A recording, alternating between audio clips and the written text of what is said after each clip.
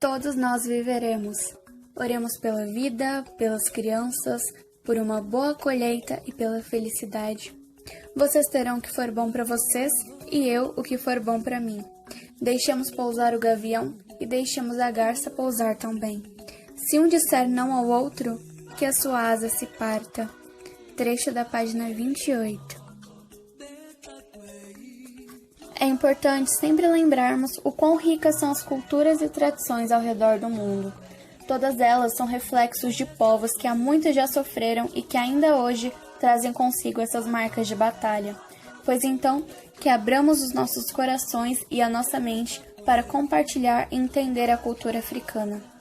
Tio Achebe escreveu esse livro porque sentiu a necessidade de ter a voz reconhecida e falar sobre a sua história, já que a maior parte dos livros sobre a África foram escritos por brancos e europeus. Então foi um paradigma quebrado e uma exposição nova e boa sobre a cultura africana. O nome do livro, O Mundo se Despedaça, faz referência a toda a cultura e ao mundo que eles conheciam, que aos poucos foi destruído com a chegada dos europeus naquele continente. O livro tem de tudo um pouco: cultura, tradição, linguagem, sociedade e meio de vida. Tudo isso para mostrar que aquele continente era e ainda é repleto de evolução e cultura construída, e também para desmistificar a ideia de que o continente não era evoluído. O livro se passa onde hoje seria a atual Nigéria. A história do livro é baseada na vida de Okonjo, o personagem principal.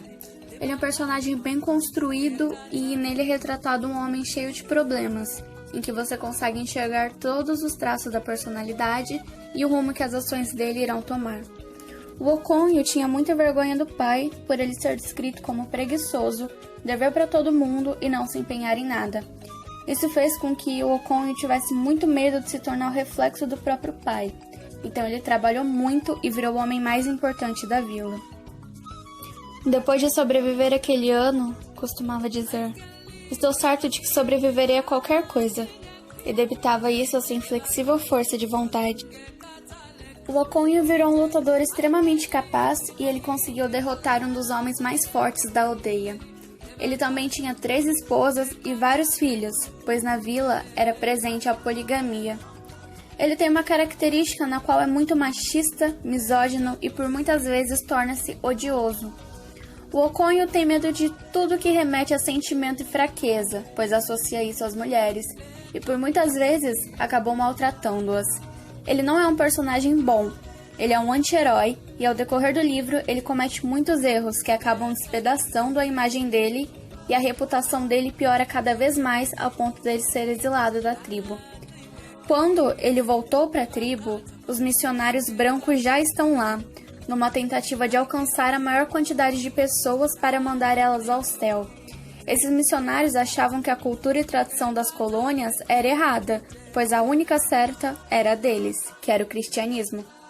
Com esse ponto, os missionários desrespeitavam a cultura da tribo, arranjavam brigas e queriam obrigar a todos a seguir os costumes do cristianismo numa sociedade em que já possuía sua própria religião e seus próprios costumes.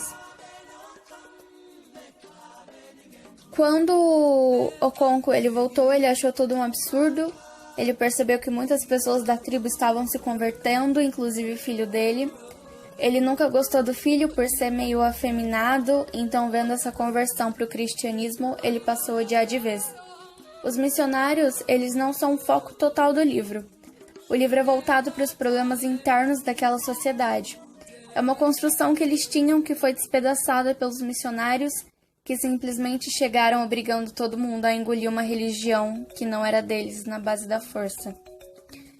É um livro super interessante porque no meio dele tem várias lendas, várias histórias e realmente mostra uma cultura muito cheia, muito rica, que aos poucos foi pisoteada e destruída por uma religião que não era deles. O final do livro é bem irônico e surpreendente, mostra que o cristianismo adorava puxar sardinha pro lado dele. E aqui eu vou ler um trechinho para vocês conseguirem entender por que eu digo isso. O comissário foi embora, levando 3 ou 4 soldados. Durante os muitos anos em que arduamente vinha lutando para trazer a civilização a diversas regiões da África, tinha aprendido várias coisas.